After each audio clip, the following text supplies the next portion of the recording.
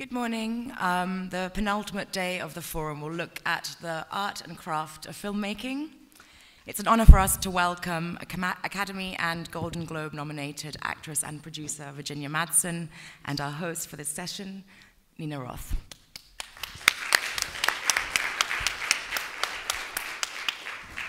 So good morning, Ms. Madsen. Good morning, Virginia. Good morning. I want to start, well, you're a celebrated film actress, celebrated TV actress, fabulous woman, activist, all-around cool girl. But what I wanted to start with is a quote from fashion designer Diane von Furstenberg, who says that the best relationship you should have is the one you have with yourself. And I wanted to ask you, what is your relationship with Virginia Madsen? Well, I like myself a lot. I certainly have a better relationship with myself now than I did when I was much younger. Being a very, I started acting when I was about 19 years old in Los Angeles, and I think, like many young actresses, there's a lot of pressure, and it can be very, very difficult in the beginning. And as strong as I felt on the outside, on the inside I was more self-conscious, and it was much harder for me to stand up for myself as a woman in Hollywood when I was very young. And because, you know, most everybody that I worked with were men, and I grew up in a way that, you know, the men were the powerful ones, and I didn't want to displease them, and so it was harder for me to speak up if I didn't like the way that I was being treated. That was one side of it. It was not bad those years. I didn't want to give the wrong impression. But then as you grow older, I think you begin to bloom, and you begin to feel more yourself, stronger, better. I feel more beautiful, I feel more confident at this age now in my 50s than I ever did in my 20s. So it's a much better relationship now. And it's beautiful because you're quite vocal about your age, where in a time when most people like to hide their ages. You also are an activist for women who are undergoing a certain change in life. Well, I don't know if I'm so much an activist as I just share my own experiences, and just because I feel really good about where I am. And I was raised by a woman who always put all the candles on the cake, and my mother is 82 years old, and she's still writing and still being a filmmaker, and my older sister is also like that. It wasn't that we had no problem at all with aging, or no connection, or, you know, it just didn't seem like my mother had a lot of fear when it came to her age. And I noticed that all the other mothers were either lying about their age or just not talking about it at all. And when I got to, you know, turn 30, you know, this is supposed to be a very bad time and you get very depressed.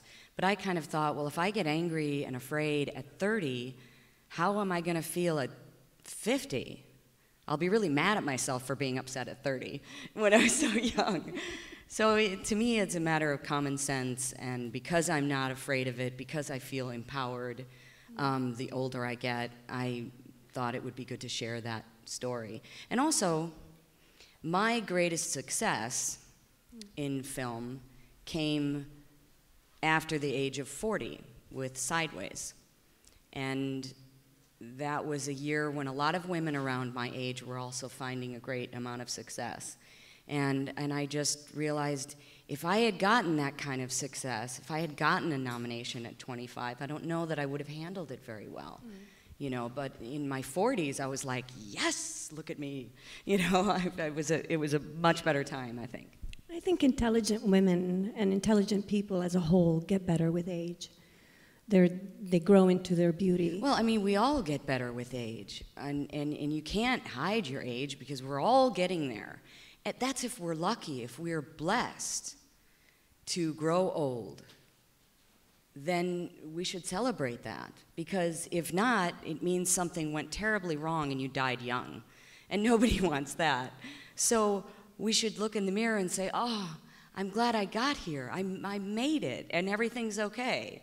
You know, my health is really good, and you know, I have more years with my son, and I have more years working. So it's a time in your life to feel strong and to, and there's a great amount of freedom that comes, you know, like I was blessed to have a son, and I've raised him, and he's grown, he's a man now. And so I have a kind of freedom to work and to be myself than I had before when I was raising a little tiny baby. So speaking of your mom, whom you mentioned, you produced a documentary that she made. Can you talk about that project?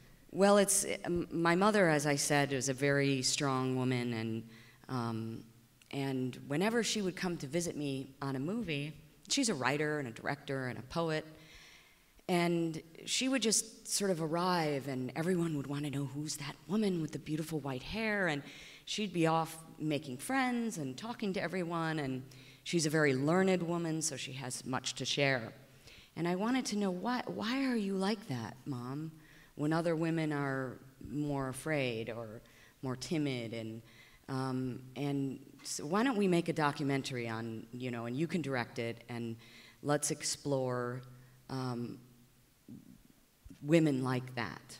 And so we spent a few months talking to friends, family, strangers, and it seemed that everybody knew a woman like that, you know, a much, much older lady who's in her garden, or who's, you know, skydiving, or, you know, everybody knows a woman like that, but it'd be their grandmother, their aunt, their wives.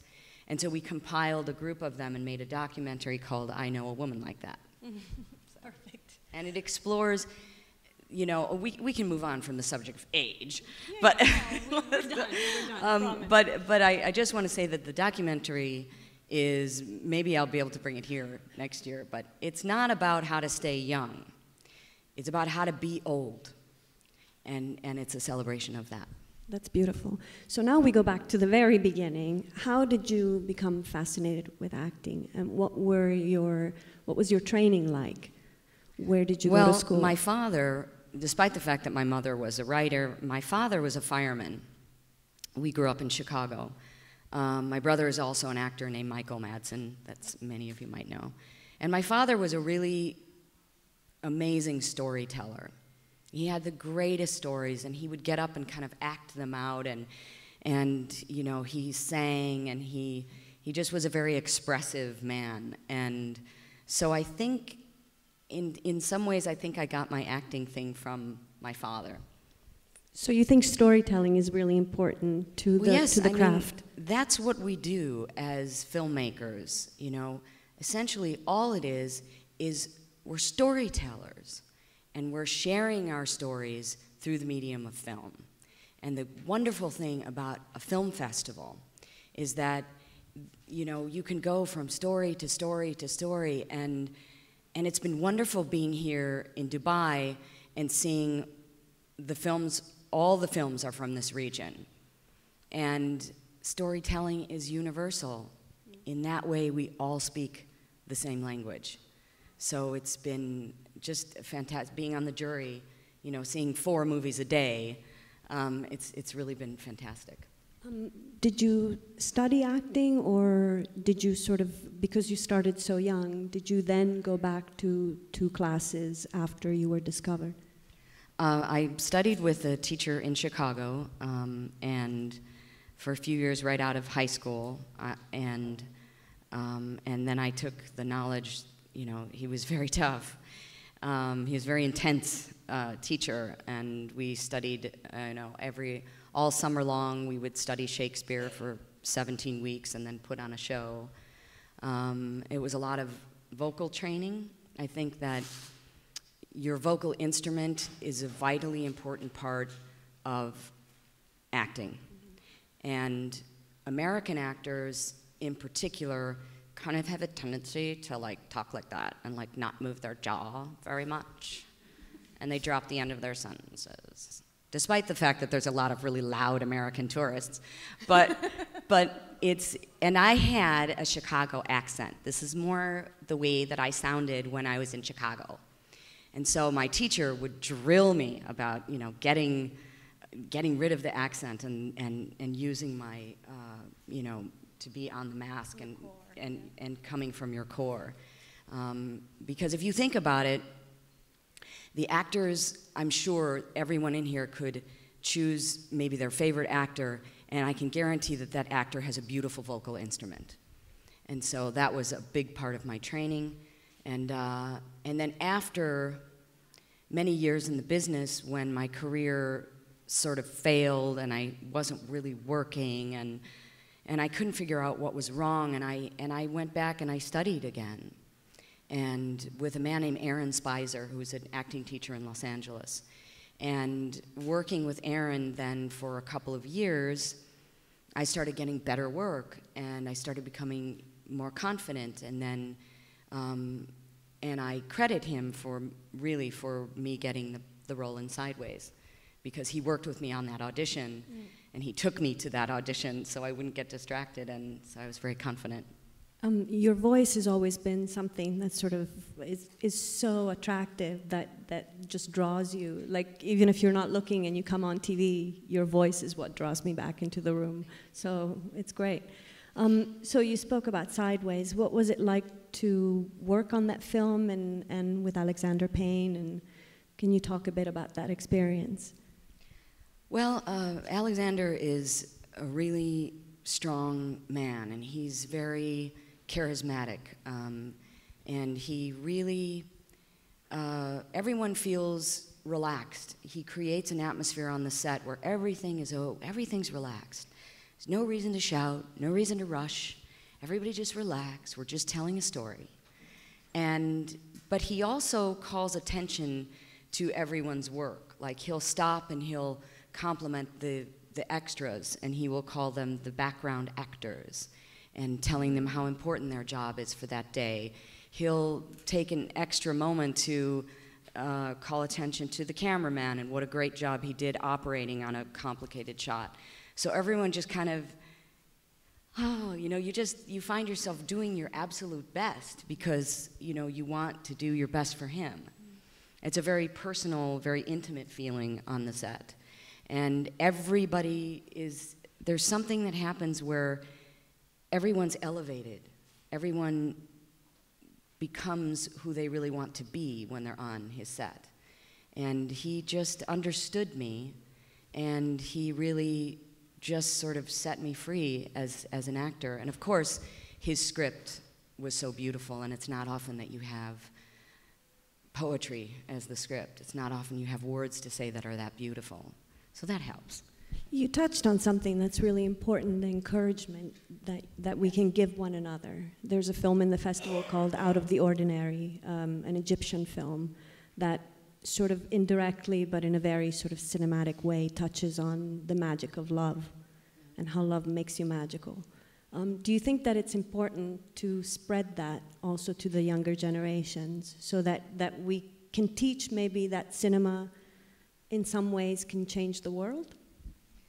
Well, cinema has changed the world. I mean, there are things that we can say and do on film that sometimes is not safe to do in real life. And as far as encouragement, it's very, I feel that it's a responsibility of mine as someone who's been in the business for so long, that if I can help a younger actor, you know, if I can help somebody into the business, I will. One of my favorite things now, of course, is to work with younger actors. And I mostly make very small independent films. It's a much more creative environment, and there's a lot of young filmmakers, first-time directors. And in this environment, everyone is, because they're new, they're really brave, and they don't even know they're brave. They're brave just because they're doing something so crazy as to want to make movies. And so and they're so very, very passionate about their work, and I still feel that way.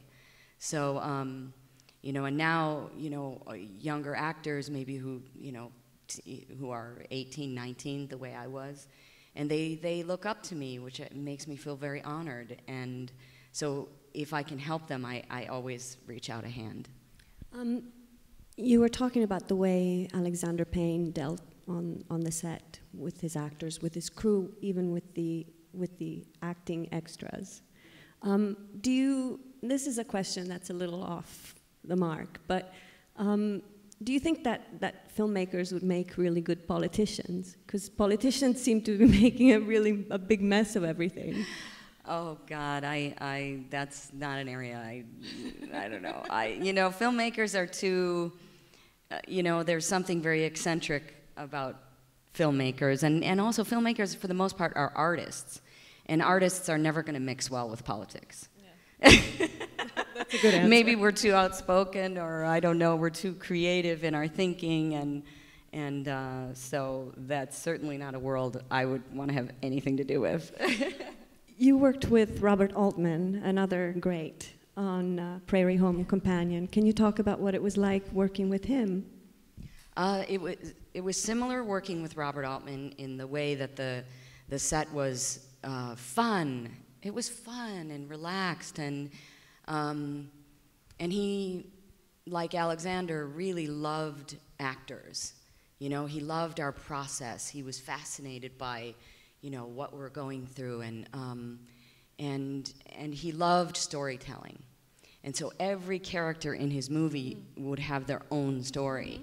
And he was, at that time, nobody knew but us, but at that time he was going through chemotherapy and in his 80s, and he'd already had a heart transplant and hip replacement, and Paul Thomas Anderson, also a really extraordinary director, was there because the insurance company would not cover Robert Altman because they thought he was on death's door. So, is that his last film? Yes, it was, although he was in pre-production for his next one after that. But he was, outwardly, he didn't seem to be sick. He was more frail, but you know, to be that age and to be going through chemo, he would come from the hospital onto the set, and you know, never wanted to be late, and he was working with all this new technology and the digital cameras that we had, and sometimes we had 5 cameras, and he would have a whole bank of monitors, and cameras would be on cranes, and there'd be a Steadicam and a couple of stationary cameras. This movie was about a show that's going on a stage, a radio show, if you haven't seen the film. And it's Meryl Streep and Lily Tomlin, and it has a really extraordinary cast of characters that are performing a show called A Prairie Home Companion. And so as all of these dancers and singers are going through the story, I'm a ghost, and I kind of like wander around weirdly.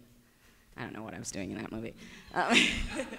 But Bob never knew where the angel was going to turn up, because it wasn't always scripted. So I would come to work, and I'd sort of get halfway ready with makeup and hair, and then I'd sort of just sit next to him, and sometimes he would look at me for a really long time, and then he would decide to put me somewhere in the background, you know, and then he would say, no, it doesn't work, come back. So I would sit down, you know, and so it was very interesting because I got to be there from the very beginning of the day till the very end of the day, just watching everybody work. Yeah. It was wonderful, wonderful experience. I learned so much from him. What was the first film that you ever remember watching? Or the film that influenced you most? The first films that I had ever seen when I was a child would have been on television. And that was in, you know, we had a small black and white TV, because this is in the late 60s. And so the films that made a great impression on me were the silent films.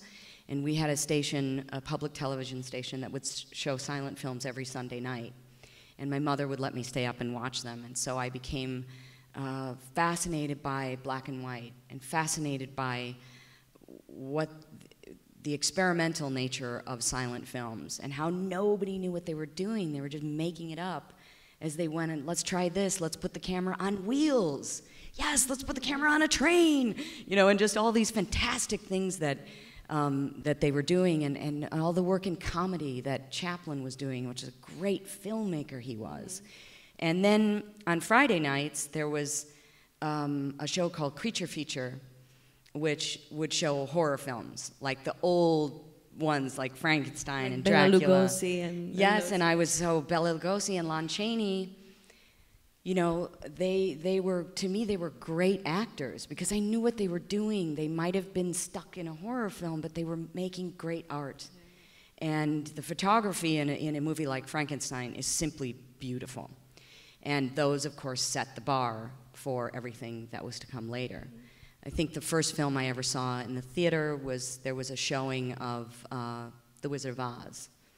And it was in color, you know, like it was extraordinary. It was just such a, you know, that was the world that I wanted to go into. Everything about movies, that's where I knew before I could walk probably that I wanted to do this. And there were any pictures of me as a child. I'm just so excited that there's a camera. There's like me at 2 years old going, because there's lights and a camera, and it wasn't, you know, it was just like that, you know, and then we had a camera where my parents were always taking home movies of us on film, and there would be, you know, little Gina going like this in the background, like, why did I know how to do that? I don't know, but I just wanted to, you know, like, film me running, film me falling down, film me diving into the water, and I was just transformed, you know. I somehow was so attracted to that machine, and attracted and fascinated by film. So you bring me very seamlessly to the next question, which is, and we'll go back to the black and white films in a second, but do you think that an actor is born or is trained?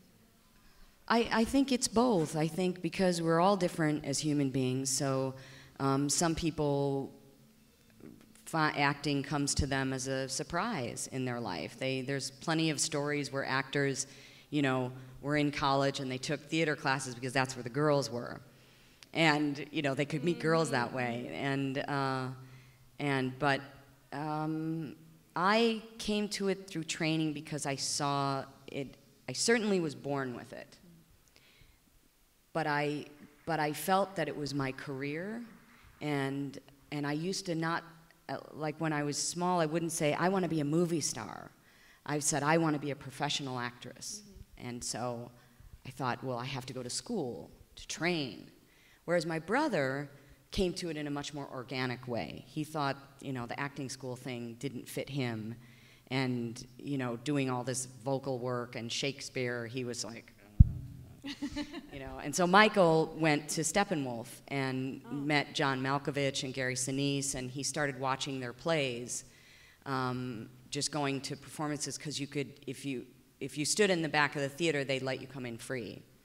And so, you know, Michael found it through doing Of Mice and Men, which Gary Sinise directed. Have you done a lot of theater as well? Because you're super famous for your TV and for your movie roles, but I'm super famous. Super famous. I'm Isn't that super cool? famous. I'm gonna say that all day today. I'm super famous. No. Sorry, I forgot the question. Theater. I'm You're super famous. I'm super famous. I have so much to think about, and I'm so upset all the time. Theater. Oh yes, theater. The theater is something that I did when I was very young, but I came to Los Angeles to do film because this is what my first love. This is what I love to do. I love to make movies. I love to be on a movie set. But now that my son is grown, I would very much like to do theater, because when he was little, I mean, a movie could just be a couple of weeks, whereas a play can go on for many, many months. And the rehearsal, and I wanted to be, I was very hands-on as a mother, and I wanted to wake up in the morning and take him to school and pack his lunch, and I wanted to do all those things, those Midwestern things with him. And oh, those are good mother things. They are good, but I just thought I couldn't stay up all night and, you know, be at the theater. But now that he's grown, I can do whatever I want. So. You went from films to TV, and you were in some very successful series. I remember you in Monk as Oh yeah, I came in at the very end of Monk because I just really loved that show, and it was coming to an end. And sometimes I'll just have somebody call, like I was in an episode of Star Trek, because I loved Star Trek all my life. So I had them call and say, do you have anything? And I said, the only thing, I really want to be in the show, but I don't want to have like a weird nose or something, you know. I want to be like the beautiful alien. And so so I got to do that. I got to be on Frasier. Talked my way into 3 episodes of that one because I loved being in front of a live audience. 5 or 6 of Monk. No, I was only in 1. In Monk? Yeah, I was in the last 2. I was in the really? 1 and then the season finale. Yeah. What's the difference between working on a film or working on TV? Like, from a very technical point of view, there may be acting students in the audience here. Television is, it's not really that different, it's just faster. And since I make these little independent films where we don't have any money, it's very fast. So coming onto a television set, that was easy for me to make the transition. There's many, many pages that you shoot a day. Sometimes you could shoot 25 pages in a day. On a film, you might shoot 5, 6. The other thing is, television is more corporate. You know, like you as an actor, if you're on television, you're a hired hand. So unless you're on a hit show that's been going on for 5 years, it's at that point that the actors will have some input. But actors don't have any input on TV. So in the beginning, you just do your lines, do your job, and go home. Because it's a business, and it's, you know, they're dealing with sponsors, and they're dealing with an enormous amount of money. And so the executives absolutely rule with an iron fist on TV. If you understand that, you're going to be just fine. But it's not collaborative. Maybe years down the road on a hit show, it starts to become collaborative. But actors don't get the script till the night before. The props department will get the script before the actors will get the script, and I was outraged. I hated that. Because, you know, what if I had a big speech to do and they just expect you to, that's your job, just shut up and do your job. And so, and I can do that. You know, I can live all right in that environment, but it's more, I like being on a team. And on a film, you get the feeling that it's a family. You know, and I like to pull everybody to get the actors together with the director and go out to dinner, come over, I'll cook for you. You know, I like to make a real family feeling on a movie set, because there, our opinions matter and our ideas matter, and you can work, like there's not such a line between the cast and the crew.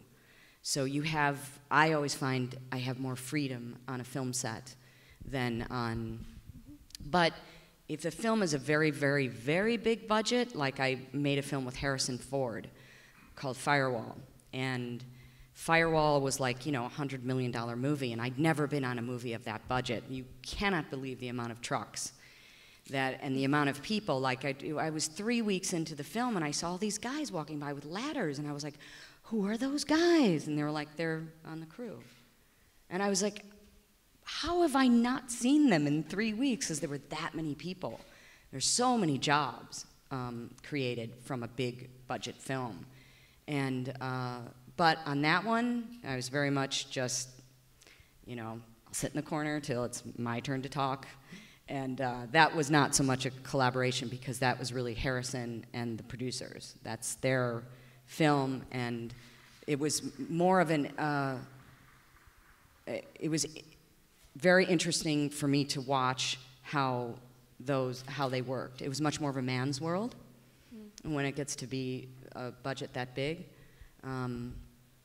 So it becomes more corporate again, right? When it becomes well, such a it big still budget. felt creative. It still felt more creative because it was a film. So I could still offer my ideas and stuff, and it was still really cool because it was Harrison Ford.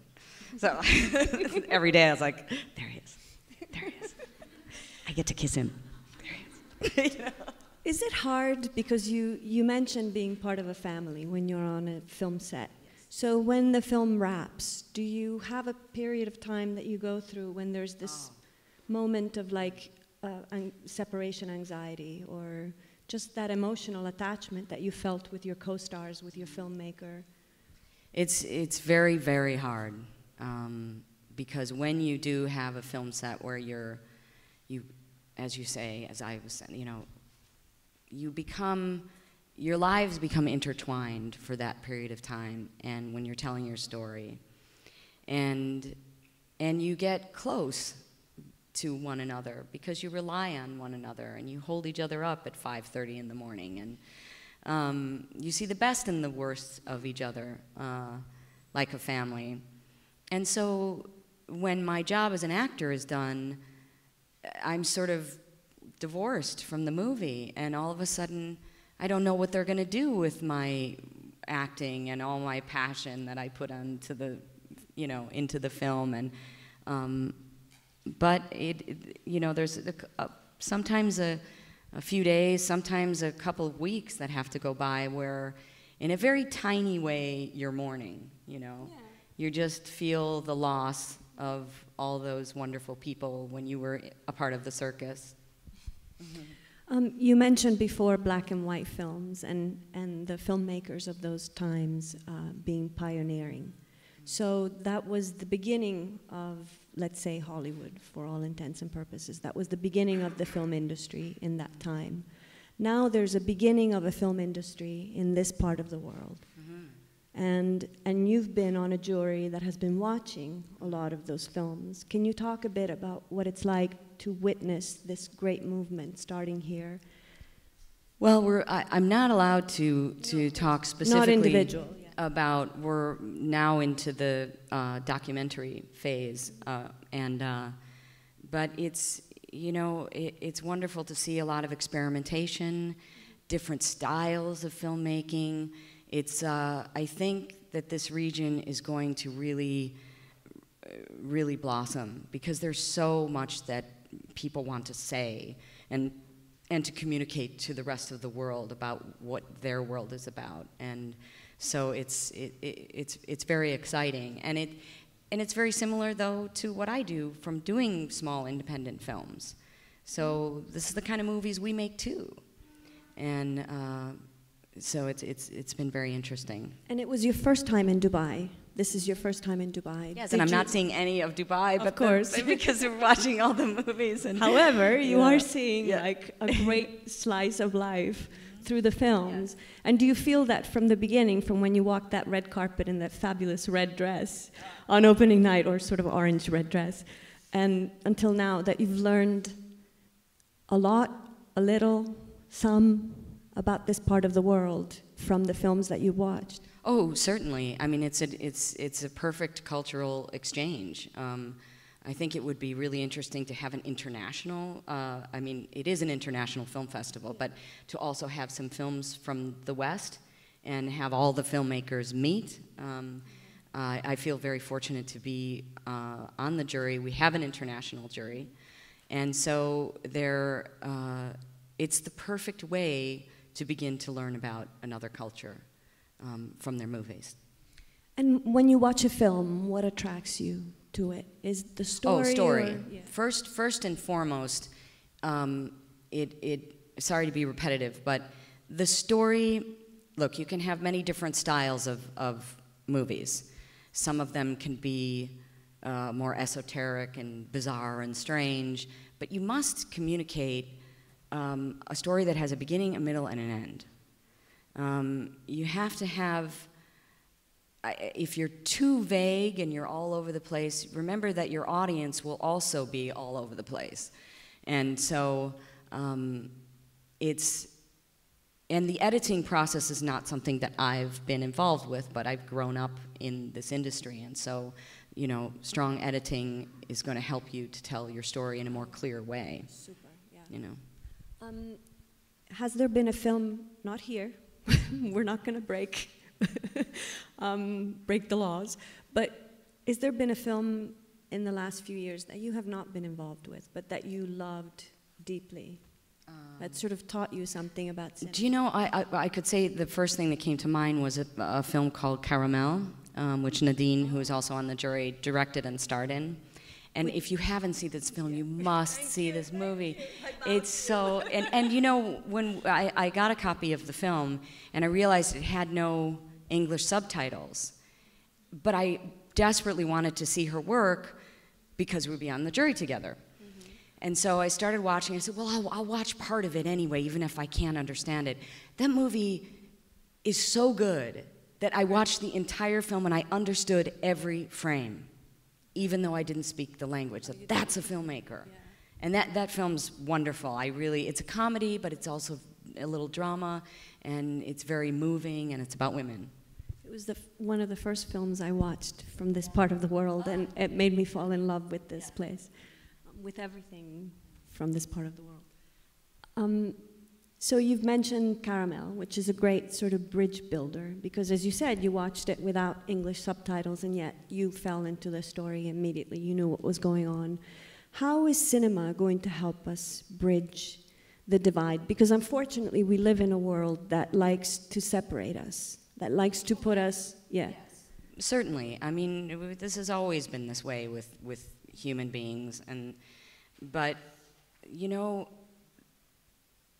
the further, you know, we get separated, films are a way that people begin talking to one another through their artistic endeavor.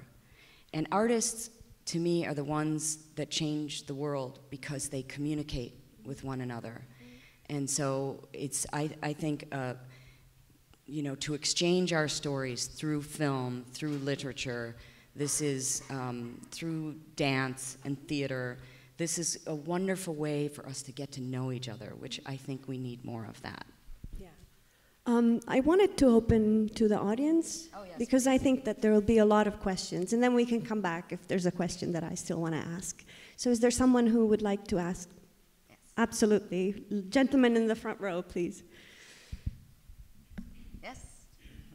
Hi. Ms. Madsen, you've been acting for a long time. Do you have a dream role that you'd love to play? Well, I really want to play a supervillain. I do. I want to play, but I don't mean like just... See, I told you you're super. Yeah, that's right. I'm super famous. But I mean, I would like to, like, you know, in the James Bond film, the kind of evil Javier Bardem, I was like, man, he took my role. He'd even dyed his hair blonde. God, Javier. But that, I would like to play like a really maniacal, super power-hungry, evil, like I want to conquer the world kind of villain. Yes. In the back with the lovely scarf. Hi, who's your favorite director and who's your favorite actress and why? Oh, you know, I don't know that I could, you know, certainly Alexander Payne has to be my favorite director, you know. I like the films of David O. Russell. I like, there's so many directors that are really, really good right now. And the actresses, you know, there are so many wonderful actresses right now, like Jennifer Lawrence. I really, really love Jennifer Lawrence. I really, of course, love Meryl Streep, like everyone does. And, you know, so there's, you know, we're in a wide age range of actresses right now that are all on the screen. So it would be very difficult for me to choose one because they're so different, you know. But I think I would like to say that there needs to be more films made about women that women can star in, because we're down to like something like 12% is a female presence in feature films, you know. And you know, unless, I mean, like, Scarlett Johansson is starring in a film because it's a big giant action film and she's awesome. But, you know, where's the film, where's the drama or starring Scarlett Johansson? Where's the, you know, I mean, a long time ago, everybody sort of had their own film. Julia Roberts had her own film. Demi Moore had her own film. I had my own films. You know, they were still, you know, financing movies about women. And it's just getting less and less and less, unless it's a big tentpole film, and those are great, those are really fun, but the smaller films and the medium-sized films are not being made. And our movies make money. Movies about women make money. But there is sort of a stigma or an overall opinion with, that this is somehow not a good investment. So all of us are saying the same thing. Cate Blanchett was saying the same thing when she picked up her Oscar last year. You know, it's, you know, Cate Blanchett is that, you know, that one movie she was in. She should be making 5 movies a year. I'm sure she could if she wanted to. But I mean, you know what I'm saying? Like there's, and all these, you know, younger actresses that are up and coming are playing like, you know, Vera Farmiga should be starring in her own drama, you know, and she's struggling to get financing for the movie that she directed. And so they're, you know, the younger actresses are sort of being relegated to these roles of like the chick, the girlfriend, the ex-wife, but thank goodness for the internet, because on television and on the internet, they're still telling our stories.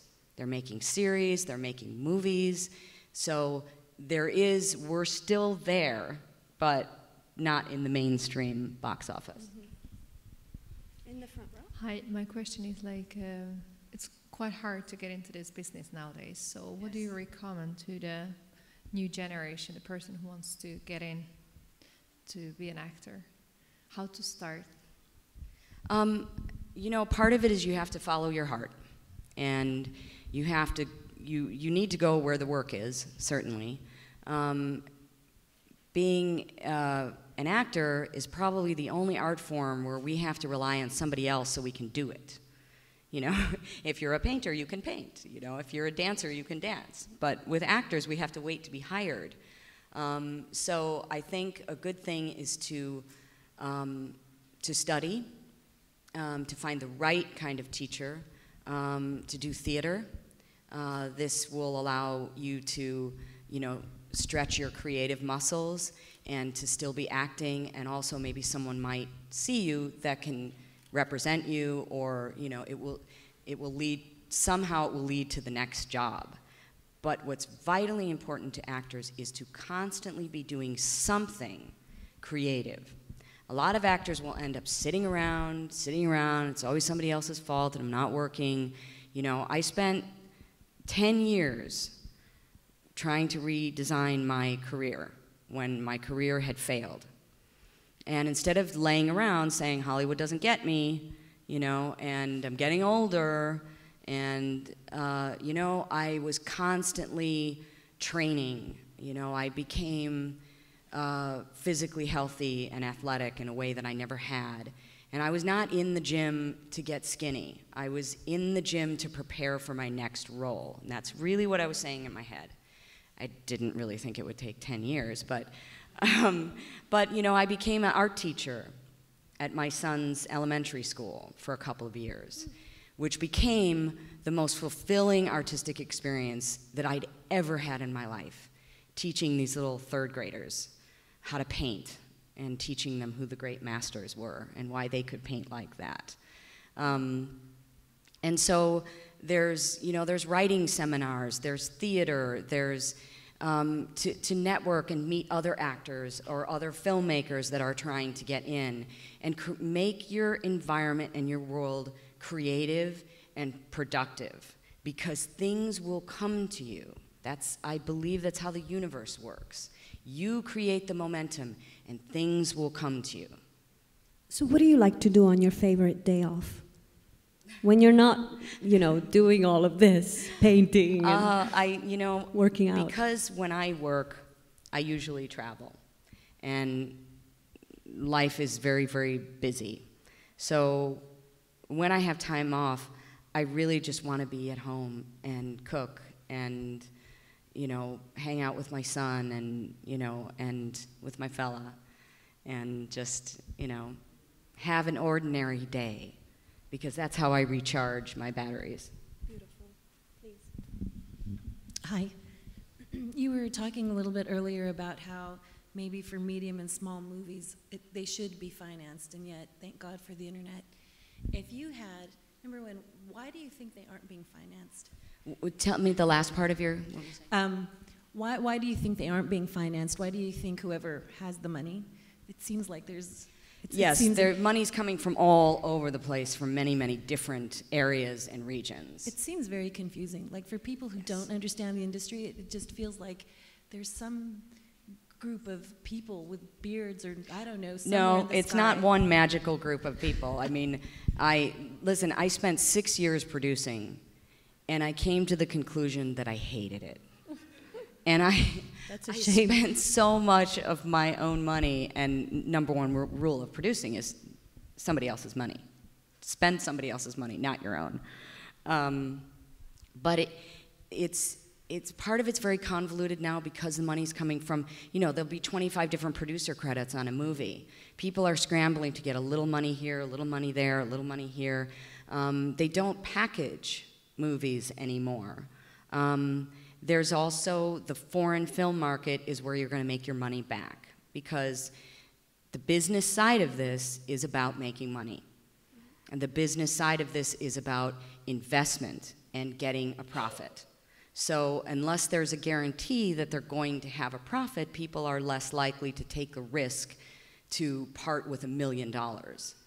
And that's a small movie. Try making a movie for $1 million, but that's still $1 million. Where are you going to get that? And how are you going to guarantee that they're going to get that back? So it's kind of amazing where the money's coming from. I mean, I remember I did this film, and my director kept referring to, okay, now we're going to take the film, we're going to screen the film at Sundance, and we're going to have a big dinner for the dentists. And I was like, okay. And she kept talking about the dentists. And there was a group of 12 dentists from somewhere in the Midwest, I don't even know, and they'd all kind of thought it would be really fun to come to Hollywood, and they wanted to make movies. And so they became an investment group, and they financed this movie that I was in, and then the dentists came to Sundance. They had a ball. They were so, and eventually through, DVD and video on demand, they certainly made their money back, but they were like, we're not going to do this again. So this is the second part. As a documentary filmmaker, as a filmmaker and all that you've done, if you had $54 million to make a movie, do you think what would you do? If I had $54 million? Didn't you say that's how much Harrison Ford's movie? Oh, no, that was like $100 million. Oh, okay, if you had $100 million budget, well, if I had $100 million, I would make a film fund, and I would finance small independent films. And documentaries. Documentaries are very hard to make your money back. Yeah. And so this would be because films under 5 million it's very hard to sell them. I mean, I spent 5 years trying to sell my documentary, which I finally did to a company called Virgil Films, and it will get a tiny release, so it has a feature film release, but then it will be video on demand and on the internet. So that'll be in the spring. So that's, and I would primarily focus on these films being on video demand and on the internet, and maybe an internet series, because I really believe that that's our present. It's not just our future anymore. And that's where a lot of really extraordinary, wonderful filmmaking is going on. In the third row there. Yes. Hello. Hi, I'm Lola. I came here all the way from Nigeria, and I am an actress as well. You're very beautiful. Thank you. Thank you very much. You spoke about how a director you once worked with made everyone comfortable on the set, from the background actors to someone like yourself in a leading role. I have been on sets both as a background actor and someone in a leading role. And we've been told to stay away from the star. Just leave the star alone. Don't disturb the star. Yes. Just like people, especially the super famous ones, especially the super famous ones. Yes. I'm wondering how you feel about that. Sometimes you do have to draw the line so you can focus on your performance, and instead of having little chit chats all over the place with actors. How do you feel about that? Beautiful. Well, it's a very good question, because actors are very different. Some actors, they concentrate in a different way. So they have to be more enclosed, because their energy is going to start going all over the place if too many people are talking to them or trying to take pictures. I think because I kind of grew up doing this, I'm more relaxed on a set. And if someone's bothering me, there's usually somebody else who will take them away. Take them away. No. I'm super famous. But I think it's really, it's a matter, to me it's a matter of being professional. Everyone should be professional when on a set. So if someone wants to bring a lot of their nonsense around and take selfies and do a lot of stuff that has nothing to do with what we're doing here today. Right now we're getting ready to do a scene. So it's really nice, but do that after work. But for the most part, I'm not bothered by most things, and I like people. I like meeting people, and I also know how to concentrate really well. Like, it might seem like I'm talking to people, but in fact, the scene is right here. That just comes from a lot of experience. But it doesn't really, it depends on the scene. It depends on the level of seriousness of the scene. Yeah, the level of difficulty, what you need. Maybe, I think one of the things that really annoys me, like I didn't feel very well on a set one day, and it wasn't really a big deal, the scene, but I really, and I didn't want to let anybody know that I felt ill. And so I was just kind of, trying to keep my energy going, and somebody was like, "Smile!" And I just wanted to belt him in the face. I was just like, "You don't know me. You don't know what my process is." And then it was like, "Whoa." I guess actors. And I was just kind of like, don't do that. So, most people are nice. 95% of people are going to, just want to tell you they liked your movie. And the small percentage, that are not cool, I certainly know how to freeze them out. I certainly, I'm sure you have that look that you can give somebody where they're going to know not to talk to you. You know what I mean? So you insulate yourself as an actor if necessary. Okay, secondly, how do you ladies in Hollywood manage to stay so thin? There's this pressure to be a size, 2? No. You must not. No, nobody. The thing is, everybody has to be their strongest self.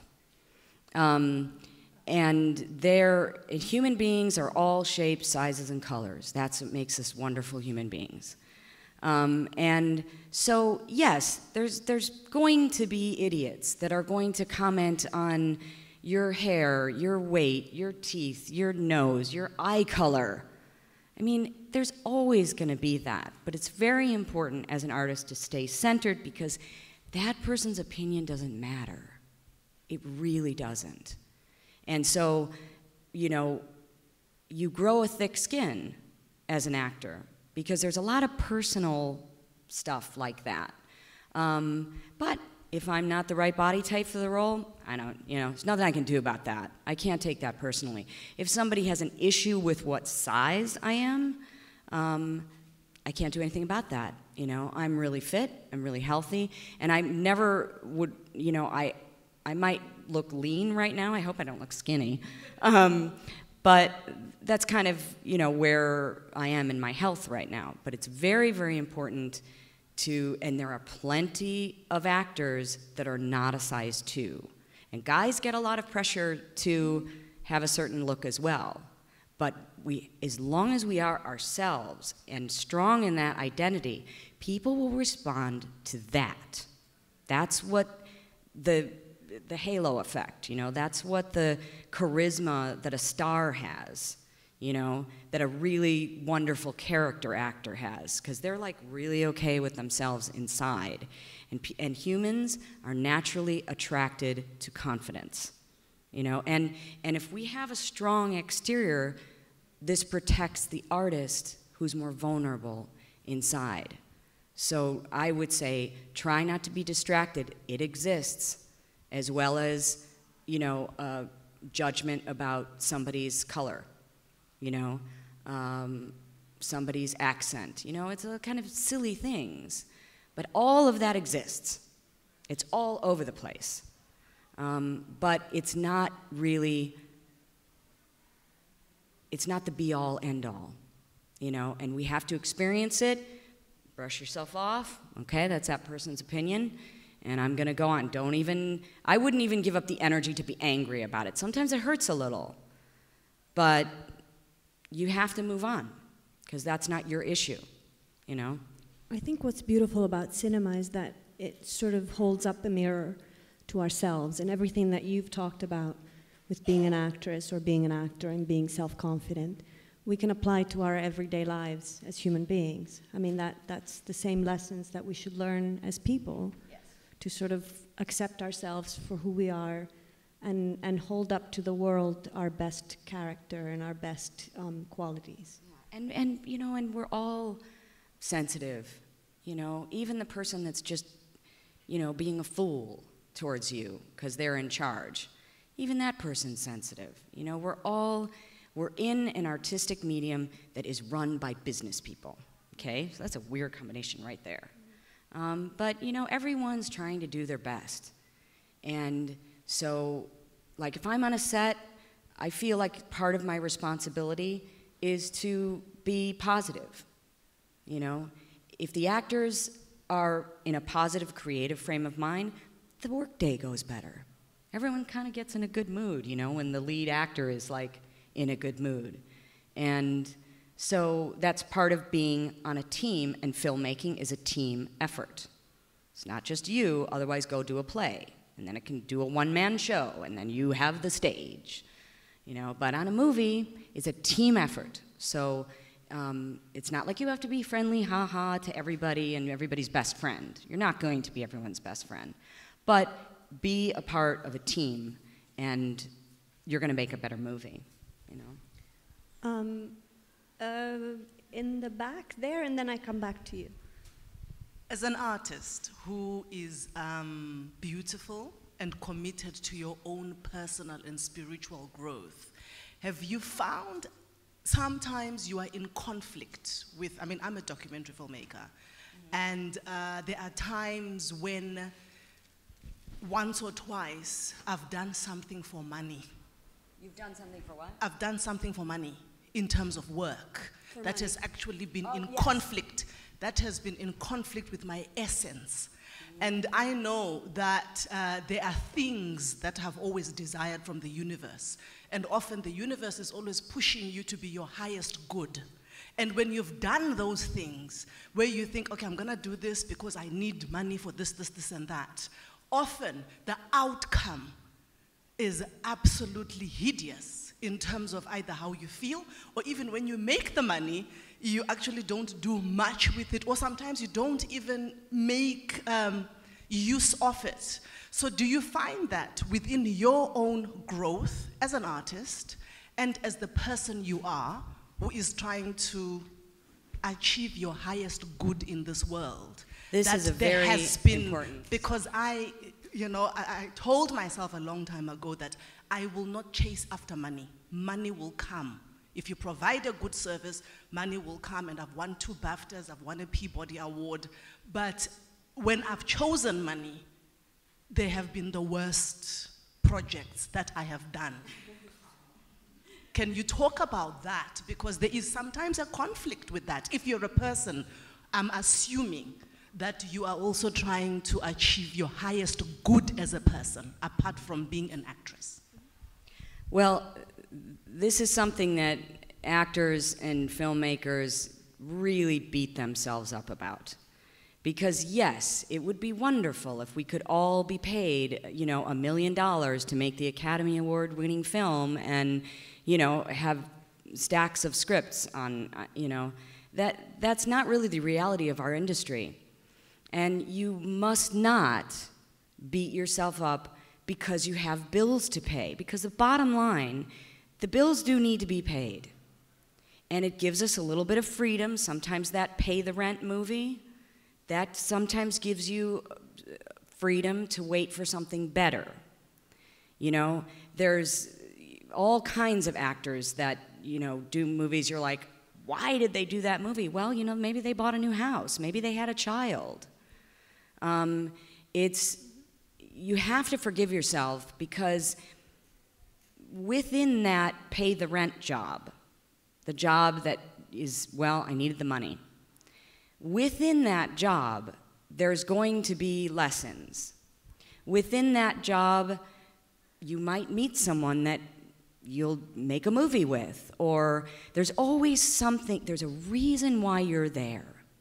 Because, as you say, being in touch with the universe, you're always where you're supposed to be. This is my belief.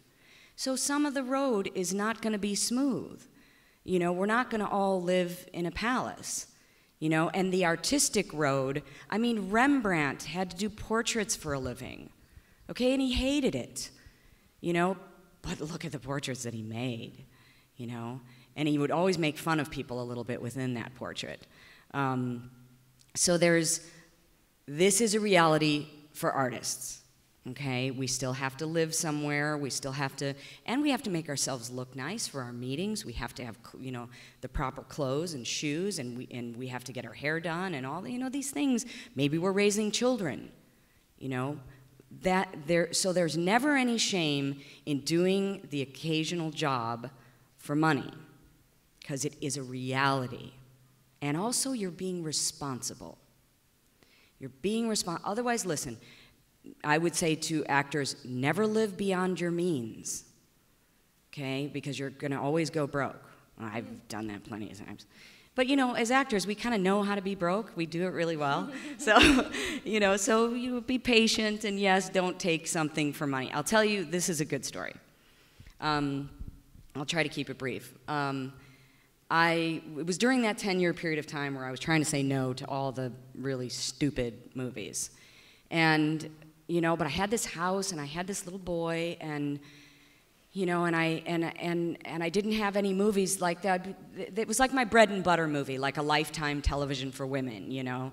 You know, I'm falsely accused and go to prison. Oh, many dramatic scenes praying behind bars.